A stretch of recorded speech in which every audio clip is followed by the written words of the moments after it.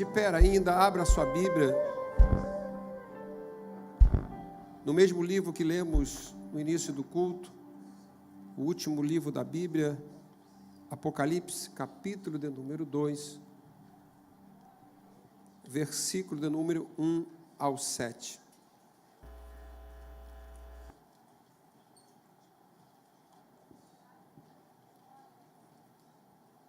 Louvado seja o nome do Senhor.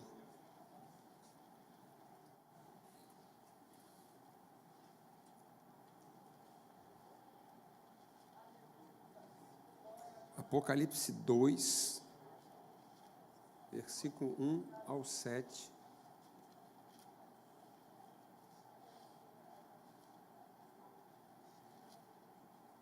Todos acharam? Diz amém?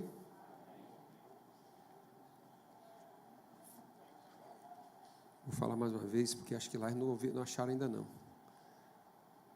Apocalipse, capítulo 2,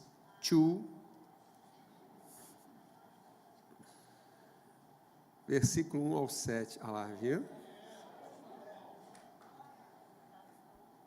Isso aí. Eu vou ler e os irmãos acompanhem. Apocalipse capítulo 2, versículo 1 ao 7 diz assim: Escreve ao anjo da igreja que está em Éfeso.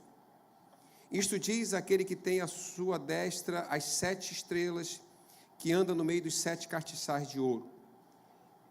Eu sei as tuas obras e o teu trabalho, e a tua paciência, e não podes sofrer os maus. E puseste à prova os que dizem ser apóstolos e os não são, e tu os achastes mentirosos. E sofreste e tens paciência, e trabalhaste pelo meu nome, e não te cansaste. Tenho, porém, contra ti, que deixaste o teu primeiro amor.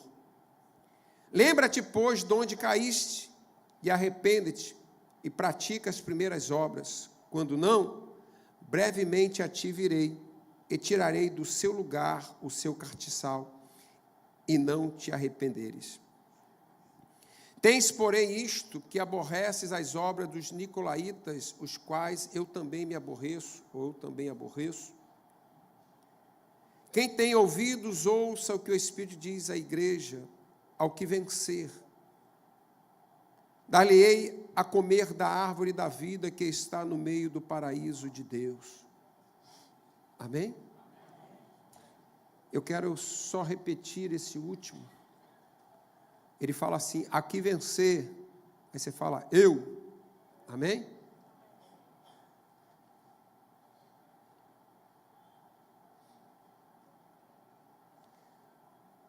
Quem tem ouvido, ouça o que o Espírito diz à igreja. Ao que vencer, dar-lhe-ei a comer da árvore da vida que está no meio do paraíso de Deus. Curve a sua cabeça, amantíssimo e eterno Deus Pai. Senhor, mais uma vez te pedimos, Senhor, que a tua graça seja sobre a nossa vida. Senhor, simplesmente o timbre de voz é minha, mas a fala vem de ti, Senhor. Que o Senhor venha falar aos nossos corações, porque o Senhor nos conhece, Senhor. Abra, Senhor, nesse momento, Senhor, os nossos corações para ouvir a tua voz, Senhor. Fale conosco. Nós te pedimos em nome de Jesus. Amém e amém. Podeis sentar.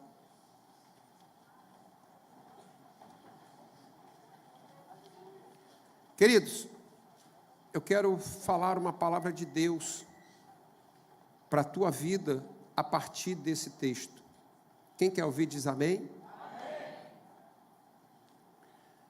O livro de Apocalipse, eu não posso dizer que generalizando, porque para mim é um livro que eu sempre me apaixonei pelo livro de Apocalipse. Mas é um livro muito deixado de lado. Eu digo que ela tem 2 características.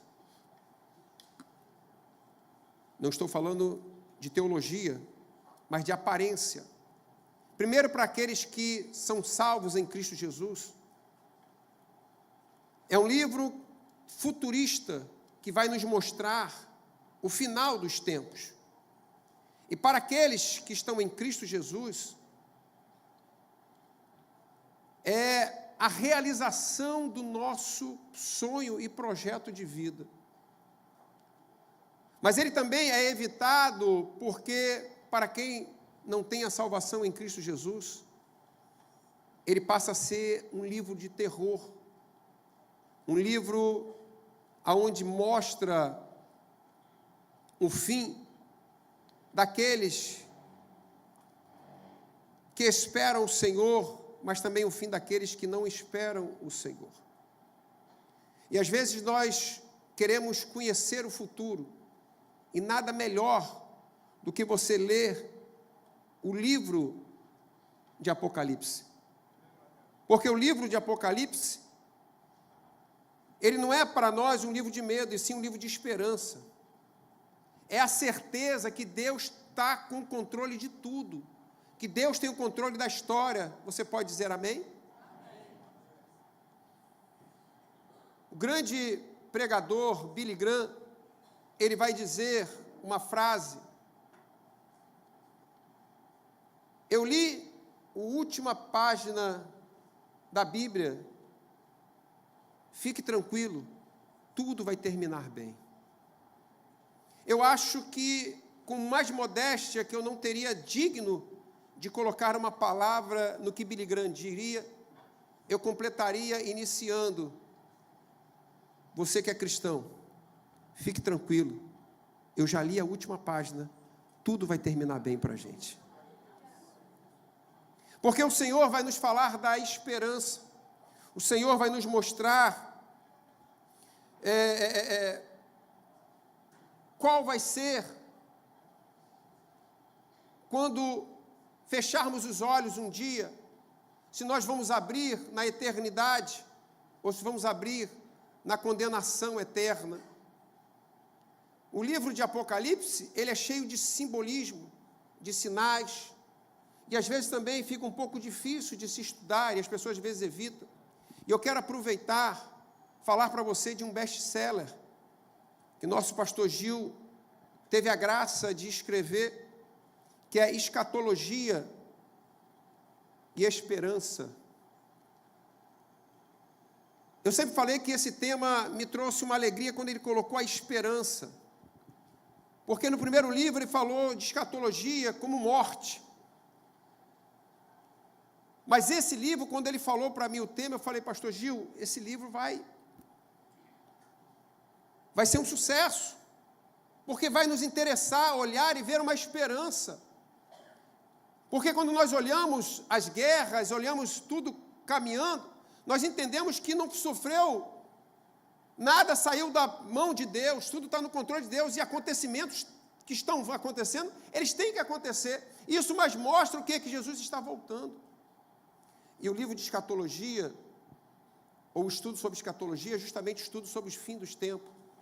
Então, eu quero aproveitar e te dizer que pastor Gil, ele vai pregar na próxima Santa Ceia, que será no primeiro domingo de julho, e ele vai trazer o livro dele para ser vendido aqui, e aí você vai poder adquirir esse livro, e além de você adquirir aqui da mão do autor, você ainda vai levar grátis, sem nada, pagar nada mais por isso, uma dedicatória dele. E mais ainda tem um bônus. Se você me procurar, eu tiro uma foto com você e o livro na mão. Amém? Então vá se preparando, porque com certeza pastor Gil vai trazer alguns ensinamentos muito importantes para nós. E quando eu falo best-seller, realmente tem sido um dos maiores livros vendidos na CPAD, e a CPAD, em todo lugar que tem uma Assembleia de Deus no mundo, existe uma CPAD. Amém, querido? Quando nós lemos o Apocalipse, nós temos que entender que do capítulo 1 ao capítulo 3, nós vamos encontrar a história de João e a história das 7 igrejas. Do capítulo 4, você começa a ver a história futurística dos acontecimentos. No capítulo 1, você vai ver João se apresentando, e João é um dos apóstolos de Jesus. Quando João está se apresentando no capítulo 1, eu quero que você entenda que é como se você vê uma reciprocidade. O que eu entrego, eu recebo em troca. Às vezes a gente para olhar e fala assim, Deus tem alguns escolhidos, privilegiados. Mas você vê que no capítulo 1 é uma reciprocidade da entrega de João. Porque João, quando nós olhamos para Jesus, nós vemos que Jesus andava com uma multidão. E no meio da multidão existiam 70 pessoas que Jesus conhecia o nome, que Jesus fazia pedidos em especiais. No meio desses 70 homens, Jesus separou 12 para o chamar de seus apóstolos, a qual seriam coluna do seu ministério. Desses 12, o Senhor andou com mais 3 próximo a ele, Pedro, Tiago e João. Esses 3 andavam com o Senhor um pouco mais perto dele, porque queriam estar perto do Senhor. Mas desses 3, tinha um que era mais chegado, que teve o prazer de encostar a sua cabeça no peito de Jesus. Imagina o prazer de ouvir o batimento do coração de Jesus. E esse foi João. Teve um momento aonde todos tinham que tomar uma decisão. Cada um tomou uma decisão. Judas traiu Jesus. No mesmo momento que Judas traiu, Pedro negou a Jesus. Depois, 9 dos discípulos se esconderam, mas João ficou até o final. João está aos pés da cruz no momento mais difícil de Jesus. No momento, João foi até o fim. João não abandonou Jesus no momento mais difícil, onde Jesus estava concluindo o seu ministério. E você veja que, passados 60 anos, todos os discípulos já haviam morrido, somente João estava vivo. Uns morreram decapitados, outros morreram crucificados, de cabeça para baixo, outros numa cruz em X, outros tiveram uma lança transpassado no seu corpo, mas todos viraram mártir. Somente João estava vivo. Mas o imperador da época, Diocleciano, ele institui uma ordem que todos tinham que adorar a ele. E quando o imperador dá essa ordem, a igreja não aceita. A igreja não era voluntária, porque a igreja só adora ao Senhor. A igreja, ela só se rende a Deus, que é o verdadeiro autor e consumador da nossa fé. E por não aceitar, o imperador manda prender João na ilha de Patmos. Mas ele foi preso ali para ficar no esquecimento. Ele foi preso para que ninguém lembrasse dele, para que ele ficasse escondido, e Domiciliano achasse que assim o cristianismo iria morrer, a igreja iria sucumbir. Só que o imperador não sabia que a igreja não está fundamentada em homens, não está fundamentada em apóstolo, a igreja está fundamentada em Jesus Cristo. Ele é a pedra da esquina. Jesus falou para Pedro: Pedro, tu és pedra, tu és fagulha, mas sobre esta pedra, sobre esta rocha, edificarei a minha igreja. Creia nesta noite em nome do Senhor Jesus. O inferno tem se levantado para tentar destruir a igreja, mas a promessa a cada dia se acontece, que a porta do inferno não prevalecerá contra a igreja do Senhor. Louvado seja o nome do Senhor. João agora está preso na ilha de Patmos. João agora está encarcerado, ou melhor, solto na ilha, numa ilha que não tinha como sair, numa ilha que não tinha como passar. Foi colocado ali para ser esquecido. Mas a Bíblia vai dizer que agora João escuta uma voz e ele vê alguma coisa resplandecer atrás dele. Ele diz assim: e eis que eu me virei para ver. E eu vi 7 cartiçais. E no meio dos 7 cartiçais, um semelhante ao Filho do Homem. Não se esqueça que João tinha visto Jesus, João andou com Jesus, e ele sabia quem era Jesus. E eu vi um semelhante ao Filho do Homem, que me estendeu a mão, e me disse: João, não temas, eu sou o Alfa e o Ômega, o princípio e fim. Estive morto, mas ressuscitei, e vim aqui te falar coisas que ninguém sabe. É curioso porque Domiciano, tendo todo o poder de imperador, ele coloca João preso na ilha para ser o quê? Uma pessoa isolada, de não poder conversar com ninguém. Talvez ele pense assim, eu não matei ele, eu deixei ele à própria sorte. E você sabe que hoje era para ser assim, mas hoje a gente entende que as prisões federais, elas são, normalmente, um preso não quer ir para lá, porque há um isolamento realmente das pessoas, ela não pode sair, ela é isolada do mundo, ali ela não consegue falar nada, e há quem diga que esses presos ali, por muito tempo, começam a ficar meio doidos, começam a falar coisas com coisa, começam a voltar à primitividade, ser pessoas primitivas. Talvez esse era o pensamento daquele imperador. Só que coisa linda, querido. Aquele imperador colocou João na ilha, prendeu ele ali na ilha, para ficar isolado, para ali morrer.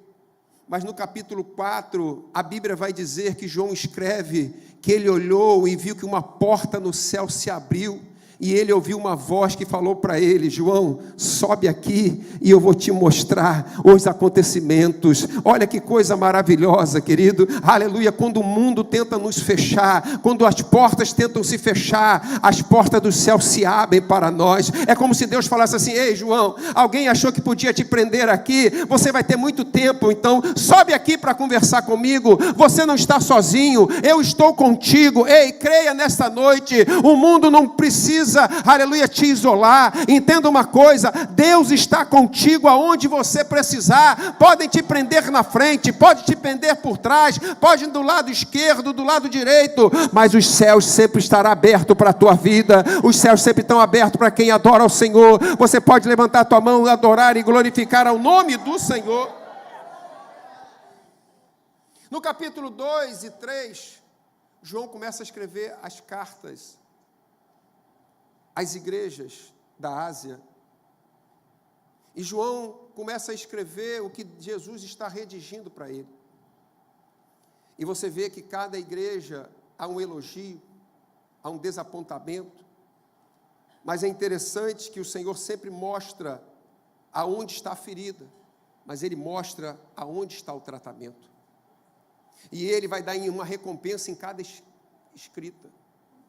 Ao que vencer, ele diz: darei a oportunidade de comer do fruto da vida. Ao outro, ele diz que ao que vencer, darei a oportunidade de sentar-se sobre o meu trono, assim como eu me assentei no trono do meu Pai. Há uma promessa muito grande sobre a minha vida, sobre a tua vida, de termos a vida, aleluia, eterna com o Senhor Jesus. Mas mais do que isso, você imagina, você já foi no museu, talvez você foi no museu ali de Petrópolis, um lugar que geralmente a gente passa, né, e leva nossos filhos para conhecer, quando o Brasil era império, e você consegue ver o trono de longe, você vê algum trono dos imperadores ali. Está aqui um doutor em história, pastor Pedro, já viu muitos tronos por aí, mas você nunca viu alguém falar assim: Pedro, senta aqui, porque você vai sentir o que é sentar no trono de um rei. Mas assim Jesus vai fazer comigo e com você. Filho, valeu a pena, senta aqui e você vai sentir o que é a glória do Senhor sobre a tua vida. Ei, vale a pena insistir, vale a pena insistir, vale a pena, porque o Senhor tem uma promessa a quem vencer. Você crê nisso em nome do Senhor Jesus? Eu não quero pregar sobre os problemas que existiam, também não quero trazer uma polêmica, dizer porque alguns interpretam de uma maneira como se cada problema fosse uma fase que a igreja fosse viver, mas às vezes eu olho para as 7 cartas e eu vejo como uma orientação para todas as igrejas em todos os tempos, porque nós vemos esses problemas acontecerem a todo momento, em todas as igrejas, às vezes pessoas apostatando da fé, às vezes pessoas perdendo o primeiro amor, ou deixando o primeiro amor, e aí a gente entende que aonde há um problema, o Senhor não só está mostrando o problema, o Senhor está mostrando a causa e dizendo a consequência se você manter-se no problema, mas também Ele está dizendo, há uma correção, como você fazer essa correção, e ele vai dizer que há um prêmio para quem vencer.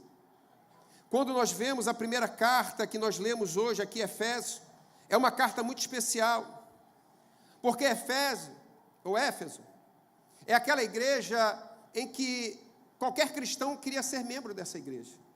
É uma igreja cheia de estrutura. Qualquer pastor gostaria de pastorear esta igreja. Ela foi fundada por Apolo, provavelmente. Tiveram ali grandes homens de Deus pastoreando aquela igreja. O Senhor vai fazer alguns elogios sobre aquela igreja.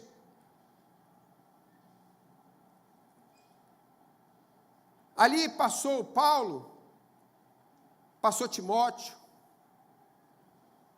ali passou João, foi pastor ali. É interessante que Éfeso era uma cidade muito conhecida, muito próspera. Tinha mais ou menos 400 mil habitantes. Tinha um porto muito conhecido, onde muitos passavam por ali. Era uma cidade que estava crescendo. E o crescimento dela também trazia um crescimento religioso. Existiam ali alguns templos, templo de Diana, templo de Afrodite. Existia ali muita bruxaria. Mas quando Paulo começou a pregar ali também, 2 anos e meio que ele ficou ali, a igreja começou a avançar. Pessoas que eram bruxos, pegavam seus livros de bruxaria, queimava na praça e falava: eu nunca mais serviria a outro Deus, porque agora eu conheço o Jesus Cristo, que é o Deus dos cristãos. Pessoas que adoravam a deusa Diana, pegaram as suas estátuas, levavam para a praça e quebravam a estátua, porque entregaram a sua vida ao Senhor Jesus. Era uma igreja, eclesiasticamente falando, ou teologicamente falando, uma igreja perfeita, tinha estudo da palavra. Pessoas eram transformadas naquela igreja. Jesus ele vai dizer: eu conheço as tuas obras, teu caminho. Está dizendo a vocês, são crentes que têm uma resiliência muito alta. Vocês não quebram, vocês insistem. Seu trabalho, perseveram por causa do meu nome. Está dizendo, olha, vocês não suportam mal. Vocês não começam a rodear as coisas erradas. Vocês trabalham e não cansam. Olha que coisa linda. A Bíblia vai mostrar alguns homens que um momento de cansaço, eu entendo isso, um momento de luta, de dificuldade, como Moisés, como Elias, desejaram em algum momento a morte. Ser sincero, quem aqui nunca cansou? Eu já cansei. Tem algum momento que você senta e fala, está pesado. Esse povo, eles não se cansavam, trabalhavam e trabalhavam mais ainda. Faziam a obra. Era uma igreja perseguida, mas não se desfalecia. E olha que interessante que o Senhor vai dizer, que naquela época existiam uns engraçadinhos, que queriam se passar como apóstolos, tipo assim, olha, eu também sou apóstolo, é que meu nome não é muito conhecido, e eu estava ali também no meio ali, eu vi Jesus, eu estava ali na ceia, e aqueles homens botavam esses homens em prova, e conseguiam entender que eles eram mentirosos. Era uma igreja bíblica, é uma igreja que conhecia a palavra, é uma igreja, vamos dizer assim, extraordinária. Olha que igreja preparada, uma igreja que você gostaria de ser membro, uma igreja que você gostaria de criar os seus filhos. Mas aí vem Jesus e diz, eu tenho uma coisa contra vós, que vocês deixaram o primeiro amor. Jesus está dizendo assim, vocês são legais, vocês são bons crentes, vocês frequentam a igreja, vocês são dizimistas, vocês vão para a Santa Ceia, mas vocês deixaram de me amar. Vocês são músicos, se dedicam na orquestra, vão para o ensaio, mas o intuito teu é simplesmente de tocar, e não vem para o culto no intuito de me adorar. Por quê? Porque vocês deixaram de me amar. Vocês estão religiosos, vocês estão fazendo tudo isso, mas eu já fiquei esquecido há muito tempo. Lembra de Maria, mãe de Jesus? Aonde ela esqueceu Jesus? No templo. Às vezes, o nosso trabalho na casa do Senhor nos faz esquecer de Jesus na igreja. Passamos a ser religiosos. Passamos a nos dedicar no nosso trabalho na igreja. Passamos a vir quando estamos na escala, pastor Cristiano, porque eu tenho obrigação de estar. Passamos a estar na igreja porque hoje é ensaio do coral, da orquestra, e eu tenho obrigação com o coral. E aí, sem querer, nós vamos deixando e sendo o quê? Religiosos. Quando nós olhamos para as 7 cartas, talvez se Jesus tivesse falado de Laodiceia, você ia dizer, Laodiceia é uma igreja morna. Ela desviar, ela não amar, é normal. Mas Éfeso, essa igreja cheia de estrutura. Mas Jesus está dizendo, olha, vocês aprenderam tudo, só que vocês deixaram de me amar. Maria, quando deixou Jesus no templo, e eles voltaram em caravana para casa, eu entendo que hoje, muitas igrejas, ou muitas pessoas, têm deixado Jesus no final do culto dentro da igreja. Só vão ter um encontro com Ele no próximo dia que você vier na igreja. Mas somos compromissados em dizimar. Somos compromissados em vir na Santa Ceia do Senhor. Mas não é o pastor, homem, que está falando. É o próprio Jesus que está dizendo.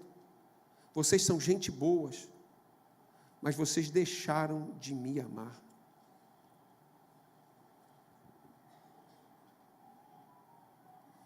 Eu tenho uma coisa contra vós, que deixaste o primeiro amor.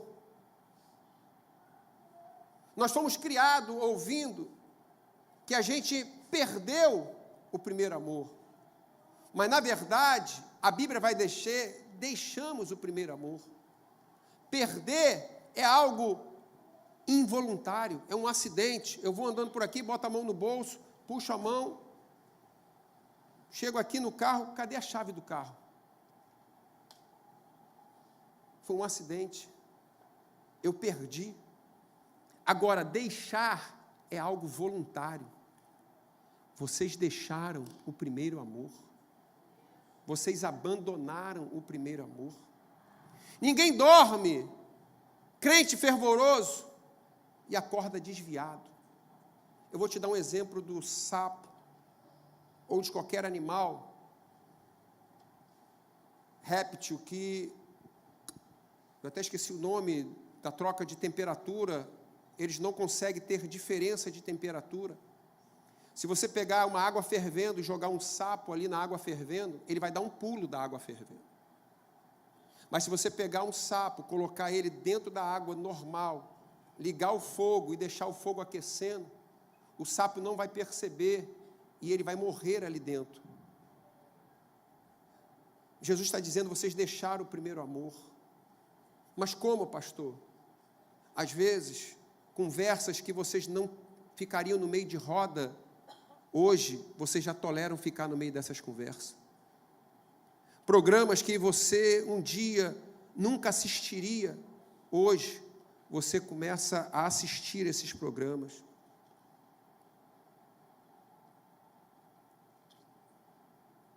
Porque nós deixamos o primeiro amor. Nós não reagimos contra isso que foi acontecendo. Você foi permitindo isso acontecer. A tua tolerância passou a ser maior em permitir estar na roda dos escarnecedores. Estar no meio de pessoas onde você não ouviria mais a conversa com eles. Mas Jesus, Ele nos dá 3 caminhos para que a gente possa voltar ao primeiro amor. Algo que talvez você deixou voluntariamente e nem percebeu. Mas Jesus está nos dizendo nessa passagem 3 motivos, ou 3 jeitos, para que a gente possa reconquistar que a gente possa ter de novo o primeiro amor.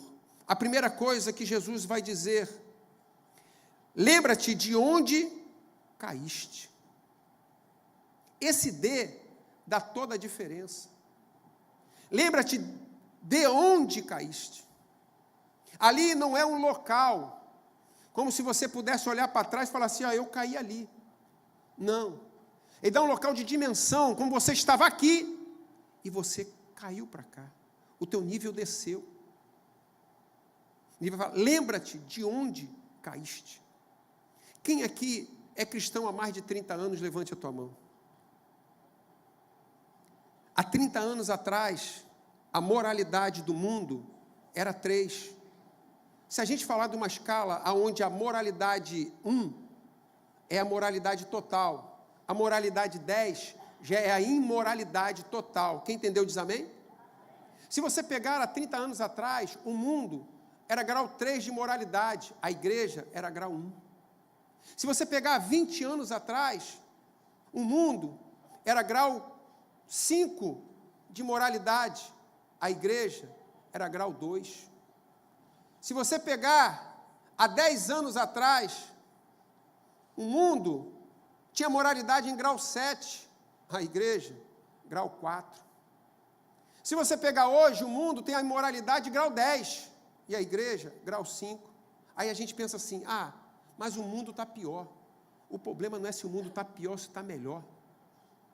O problema é a igreja do Senhor. O problema é a gente se acostumar com coisas erradas dentro da casa do Senhor. Porque a igreja ainda é o sal da terra. A igreja ainda é a luz do mundo. É a igreja na terra que não permite, aleluia, o mundo se estragar de vez. Porque o mundo pode estar do jeito que for, mas a igreja foi chamada para ser santa. O sal, ele tem uma referência não só de temperar, mas de conservar a carne. Quando você coloca sal na carne, você quer fazer carne seca, é porque você quer, ou você não tem um ambiente para poder guardar a carne na geladeira, então você salga a carne, você tira todos os líquidos dela para conservar a carne. A igreja ainda é o sal dessa terra. A igreja ainda está aqui para não deixar o mundo estragar. A nossa referência não é o mundo, a nossa referência é Deus. E Jesus falou: sede santo, porque eu sou santo. O padrão para a igreja não é o mundo que já está estragado, mas o padrão para a igreja é a santidade do Senhor. A igreja é o povo de Deus, é o representante de Deus aqui na terra. A igreja é a luz do mundo. Quando a gente pensa num faroleiro ou um farol, a gente sabe que um navio em alto mar, hoje temos tecnologias de GPS que podem, orientar, mas até hoje grandes faróis são conhecidos no mundo afora, porque se o marinheiro estivesse perdido, um comandante do navio estivesse perdido, ele olhava para um farol e ele sabia a direção da salvação dele. A igreja é a luz do mundo. O mundo olha para a igreja e vê um caminho de salvação. O mundo pode estar perdido, mas a igreja mostra o caminho de salvação para o mundo. O problema não é como o mundo está, o problema é como nós éramos. Temos que lembrar de Noé, que Deus vai conversar com Noé e falar: olha, Noé, eu vou destruir o mundo, mas eu encontrei em você um homem reto. Nós temos que entender que somos chamados por Deus para viver uma igreja santa aqui na terra. Somos representantes de Deus e temos que viver essa santidade. Independente do mundo estar perdido, nós somos representantes de Deus. Segunda coisa que João vai dizer, ou Jesus vai dizer para essa igreja. A primeira, lembra-te de onde caíste. Estava aqui, desceu para cá. A segunda, ele vai falar de arrependa-te. Arrependa-te aqui vem da palavra metanoia. A tradução mais conhecida no nosso meio é mudança de mente. Só que arrepender, ele tem quase que o mesmo sentido de uma outra palavra chamada remorso. Porque arrepender e remorso são quase parecidos. Porque arrepender e remorso, você tem consciência e você sabe, eu errei. Eu errei. Eu não era para ter feito isso. Aí vem o segundo estágio, a tristeza no teu coração. Você fica triste, porque você errou. Se você para aí, é remorso. Mas se você dá o terceiro passo, e você muda a tua mente, muda a tua trajetória, você diz, eu não vou mais fazer isso, transforma-se em arrependimento. Pedro, no final dos seus dias, ele foi colocado diante do império, e mais uma vez ele foi colocado à prova. O império virou para ele e falou, negue Jesus, e você vai viver. Só que Pedro já tinha passado por aquela experiência de negar a Jesus lá atrás. E ele viu a dor que foi negar a Jesus, mas ele se arrependeu daquilo. E quando foi colocado em prova, eu imagino ele olhando para o império, olhando para todos e dizer, eu não nego Jesus. Esaú, a Bíblia diz que quando ele perdeu a primogenitura, ele chorou. Mas ele não chorou do erro que ele cometeu, ele chorou porque ele perdeu. Ele perdeu, ele começou falando, eu perdi. Mas na verdade, qual foi o erro dele? Quando o irmão dele chegou para ele e falou, olha, me vende a tua primogenitude. Ele não deu valor, por causa de um momento de dor, de fome, ele entregou a primogenitude dele. Lembra de Davi? Davi era segundo o coração de Deus. Um dos maiores pecados de Davi que a gente conhece, pecado com Betseba. Mas Davi olhou para Deus e falou, Senhor, eu pequei contra ti e contra os céus. Eu pequei. Se o Senhor quiser tirar o trono, pode tirar. Se o Senhor quiser tirar a minha coroa, pode tirar. Mas não tire de mim o teu Espírito Santo. Me faz sentir de novo a alegria. Olha só, me faz sentir a alegria da salvação. Por isso que o mundo não entende, porque nós temos a alegria da salvação em nós. Louvado seja o nome do Senhor. Arrepender é você deixar de fazer, é você voltar atrás, é você entender que pode começar tudo de novo. Lembra do filho pródigo? Certa vez ele olhou para os porcos comendo as bolotas, e ele pensou assim, na casa do meu pai, os meus empregados, o empregado do meu pai não comeriam isso, tem comida melhor. Aí ele cria uma cena na mente dele, ele ainda lá, ele cria assim, eu vou me levantar, vou ter com meu pai, ele chama meu pai ainda, eu vou ter com meu pai, e eu vou dizer, pai, pequei contra os céus e contra ti, já não sou mais digno de ser chamado de seu filho, mas o Senhor me recebe, ainda que seja como um empregado. Entenda uma coisa, quando você abandona alguma coisa, um emprego aqui, tem 10 para pegar a tua vaga, mas o filho, quando sai, ninguém preenche a vaga de um filho, o seu lugar fica lá, e o pai fica esperando você voltar. E quando aquele filho voltou, o pai lhe colocou o anel de honra, lhe colocou a túnica, porque Deus não despreza os seus filhos, e nós somos filhos de Deus. Você pode dizer amém? Porque esse jovem, ele se arrependeu. Remorsos não te deixa voltar atrás. Remorso não há mudança de mente. Terceira coisa, o horário não nos espera. Volte à prática das primeiras obras. Ou seja, eles abandonaram o amor. Se abandonaram o amor, abandonaram a obra. Você quer ver a temperatura ou o termômetro de alguém que ama Deus? Veja a obra dessa pessoa. Veja se ela está fazendo a obra. E aí você vai ver se realmente ela ama a Deus. Porque está diretamente Você trabalha porque você ama. Só que Jesus está dizendo, volta à prática das primeiras obras. É interessante, Jesus não está falando assim, volte a amar. Ele está dizendo, volte a trabalhar. E quando você começar a trabalhar, o amor vai voltar para você. Você vai começar a trabalhar por amor. Você vai começar a fazer. Você vai ser restaurado. Jesus está mostrando para Éfeso que existe um caminho de restauração. É lembrar de onde caíste. É arrepender-te e voltar às práticas da primeira obra. Mas pastor, se nós não fizermos isso, aí Jesus vai dizer, se vocês não fizerem isso, brevemente virei e removerei os cartiçais do meio da igreja, ou de vocês. Cartiçais fala de luz. O Senhor está dizendo, vocês vão passar a estar igual às trevas, porque a minha luz vai ser retirada de vocês. Quando eu olho para a luz daquela época, um cartiçal era fogo. Fogo representa o Espírito Santo de Deus. É como se Deus falasse assim, eu vou tirar do meio de vocês o meu Espírito Santo.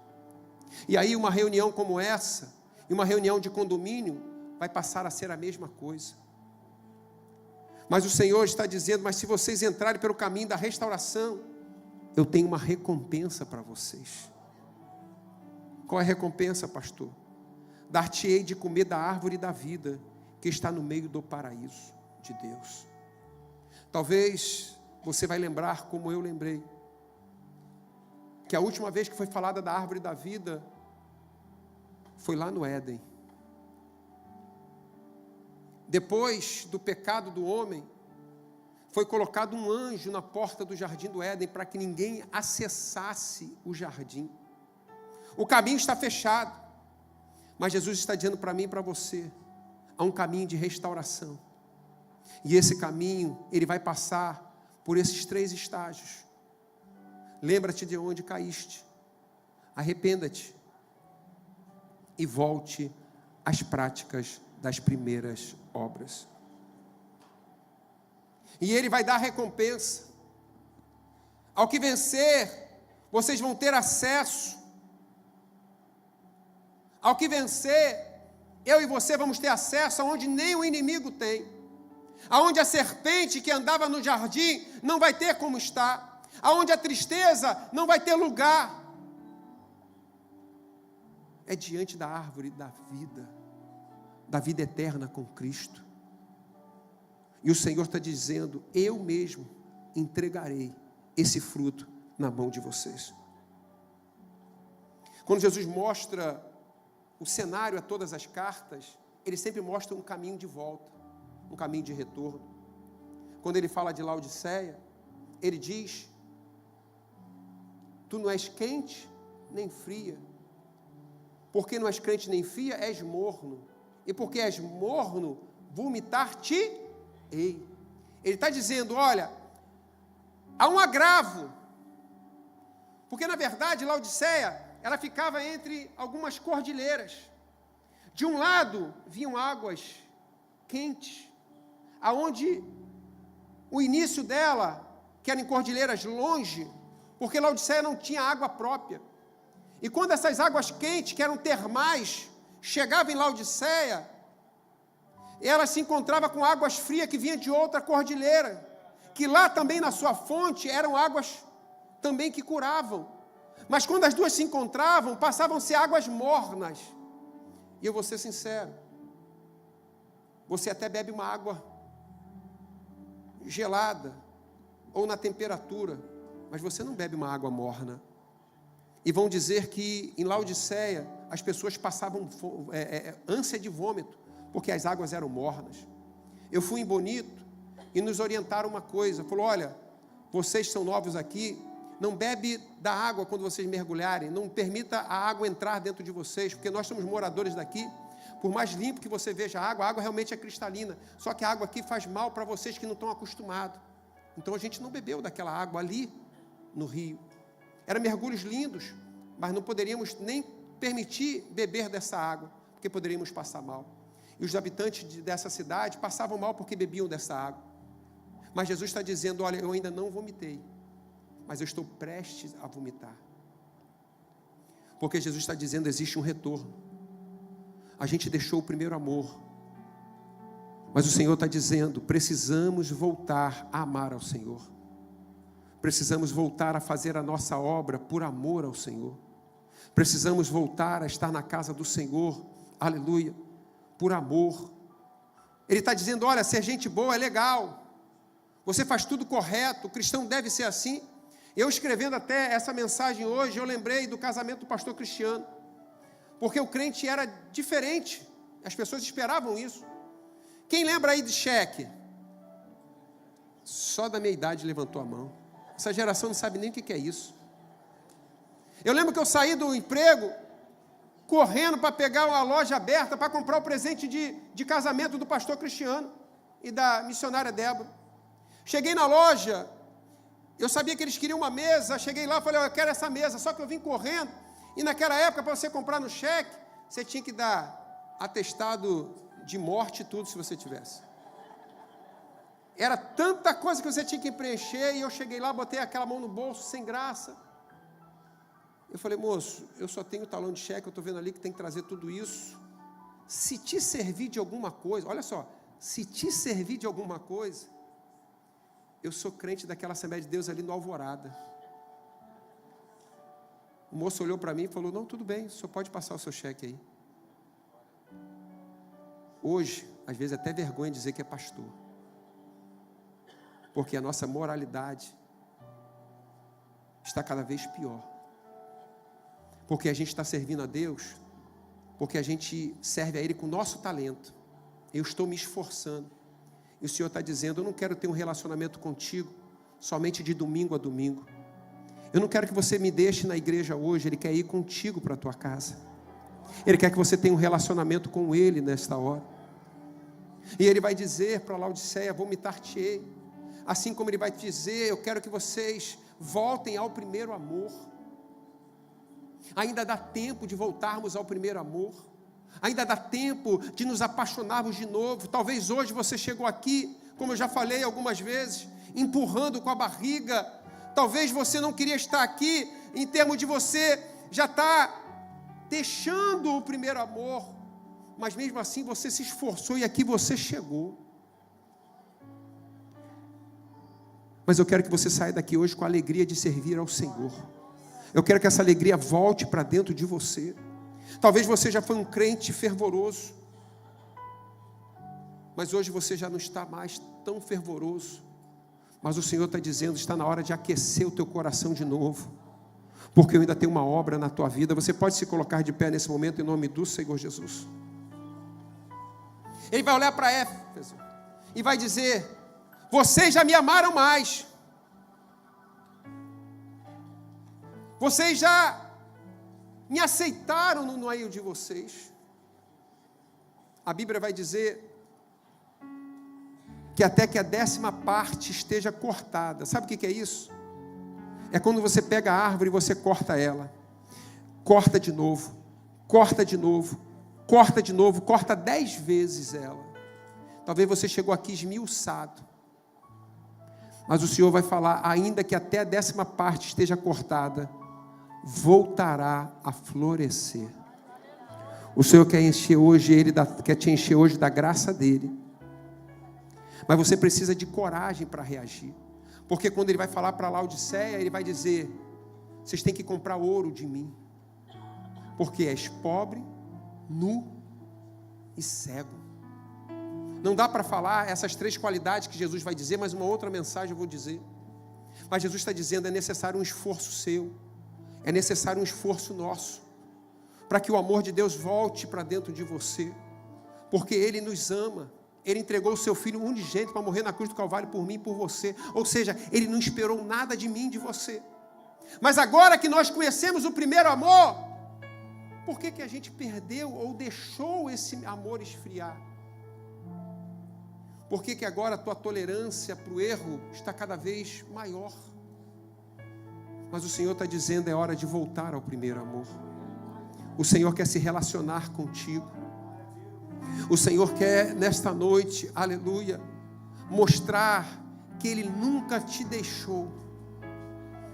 É como se você está perto de alguém e você vê uma pessoa que te alegra, você espera ela chegar perto de você e você fica de braço aberto e ela te abraça. Mas Jesus está tão perto de você que a hora que você abrir o braço, Ele te abraça. Ele nunca te deixou, Ele nunca te desamparou. E Ele te convida hoje a voltar hoje às práticas das boas obras, a trabalhar para o Senhor, a ser um levita, mas acima de tudo ser um adorador, a ser um músico, mas entender que quando você toca, o que sai do teu instrumento não são só notas lindas que emocionam, mas sai um louvor de adoração, que o Senhor cura pessoas, que o Senhor liberta pessoas.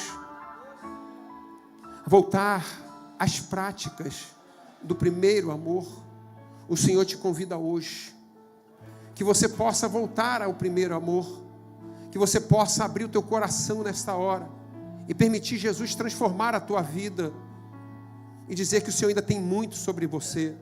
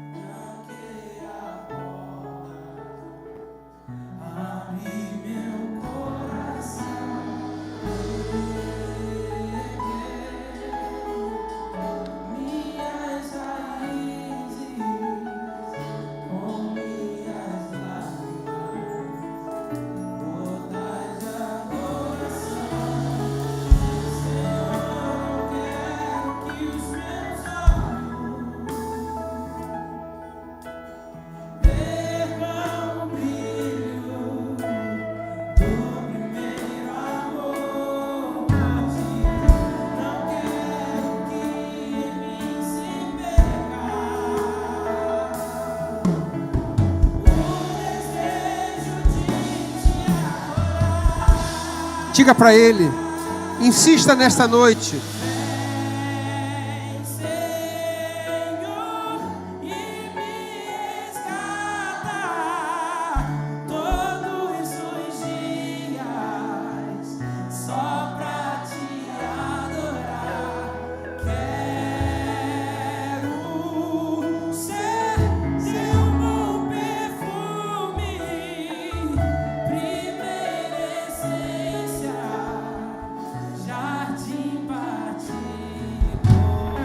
Abra o teu coração nessa noite.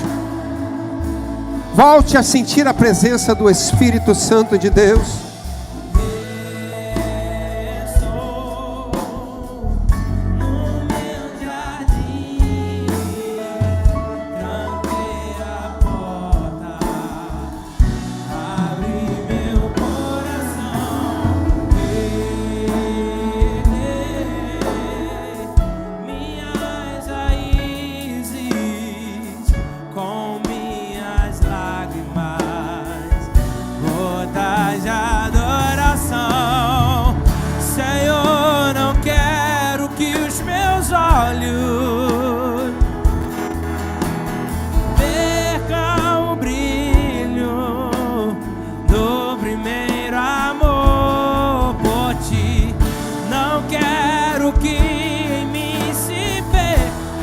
Reação hoje de voltar ao teu primeiro amor.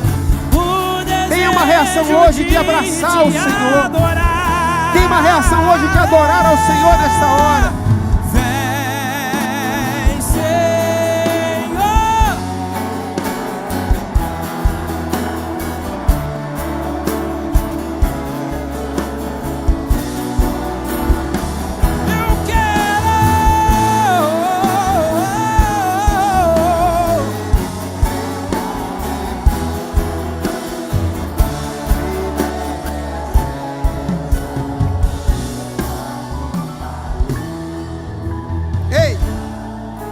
Para mim, às vezes nós colocamos culpa na nossa emoção, mas a Bíblia vai me mostrar 3 casos distintos da mesma pessoa. Lucas capítulo 10, João capítulo 11 e João capítulo 12.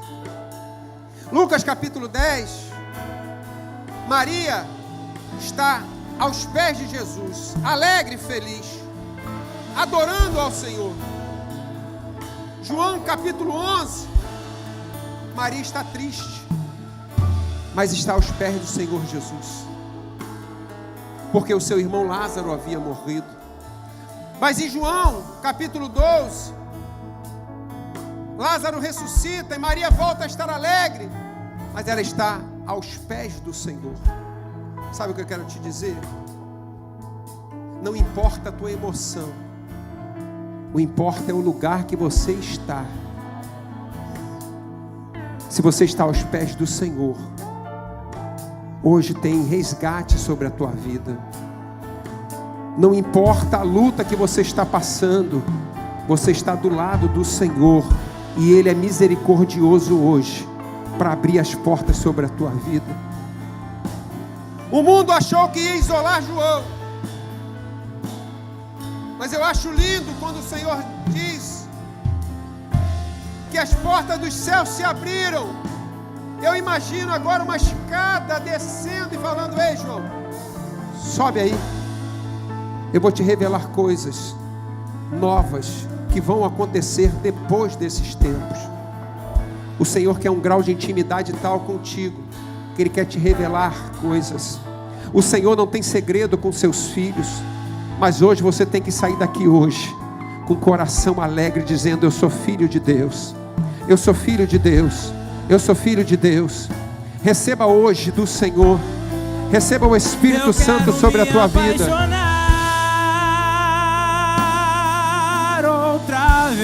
Eu quero orar por você. Eu quero me desesperar outra vez. Eu quero perder o sono outra vez, queimando de amor por ti. Yeah. Eu quero me apaixonar outra vez. Eu quero me desesperar outra vez. Eu quero perder o sono outra vez, queimando de amor por ti. Escute aqui. Alguém hoje que quer voltar ao Senhor, que em algum momento deixou o Senhor, e hoje você quer se reconciliar com o Senhor, o convite é hoje. Alguém que nunca foi evangélico e hoje quer aceitar a Jesus como Salvador, há um convite para você. Há um convite hoje de resgate da tua vida. Há um convite hoje para resgate e você receber a promessa do Senhor: ao que vencer, ao que vencer, dar-lhe-ei do fruto da árvore da vida. Porque essa árvore foi tirada, ou o jardim foi fechado, porque o homem pecou. E se o homem comesse da árvore da vida, o pecado ia ser eterno. Por isso o Senhor fechou, e só tem direito à vida eterna aquele que passa por Jesus, porque Jesus é o caminho, a verdade e a vida. Alguém que quer aceitar a Jesus como Salvador nesta noite? É a maior atitude que você pode ter na tua vida. É um gesto de você estar dando para o Senhor hoje. Mas eu também quero orar por você hoje, que talvez chegou aqui hoje quebradinho, mas esse culto foi para você, que vai sair daqui hoje levando Jesus para casa. Que você está querendo um renovo na tua vida. Eu quero orar por você. Coloque a tua mão no teu coração nesta hora. Amantíssimo e eterno Deus Pai, aí está a tua igreja, Senhor.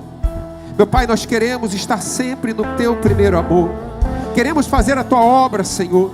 Queremos te amar, ó Pai, cada dia mais e mais.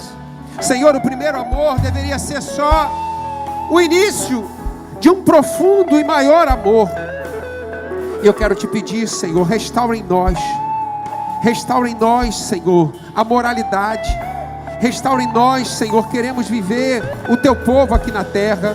Restaura em nós a tua luz, restaura em nós, ó Pai, sermos sal dessa terra. Senhor, toma teus filhos em tuas mãos nesta hora. Senhor, fortalece a cada um nesse momento. Senhor, eu te peço hoje, quando o culto terminar, nós não vamos mais ficar em paz, deixando o Senhor aqui não. Mas nós queremos que o Senhor vá para casa conosco. Queremos que o Senhor vá para o nosso trabalho amanhã. Queremos que o Senhor vá aonde nós estivermos. E não permita a gente ir em lugar que a Tua presença não esteja, meu Pai. Que volte a ter em nós, Senhor, a moralidade. Que nós possamos amar a Ti a toda hora e a todo momento. Em nome de Jesus. Amém e amém. Dê uma salva de palmas para o Senhor.